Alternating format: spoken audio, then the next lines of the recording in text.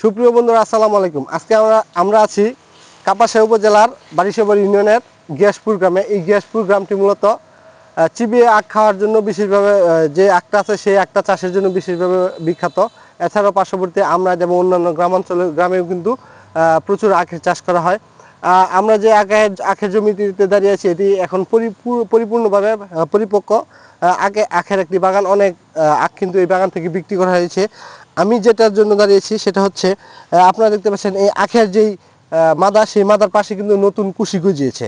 এই নতুন কুশিগুলি কিন্তু কৃষকরা রেখে দিয়েছে, কারণ হচ্ছে এই আখ বিক্রি করার পরবর্তী সময়ে কিন্তু এই কুশিগুলি কিন্তু তারা আবার যত্ন করে নতুন আখে রূপান্তরিত করবে এবং আগামী সিজনে অথবা আগামী মৌসুমে তারা এই আখগুলি কিন্তু বাজারে বিক্রি করবে। এছাড়াও আখ কিন্তু ব্যাপক লাভজনক একটি ফসল যদি ওইরকমভাবে করা যায়। আর আখ চাষের একটি প্রধান বৈশিষ্ট্য হচ্ছে আখ চাষটি খুবই পরিচ্ছন্নভাবে চাষাবাদ করতে হয়।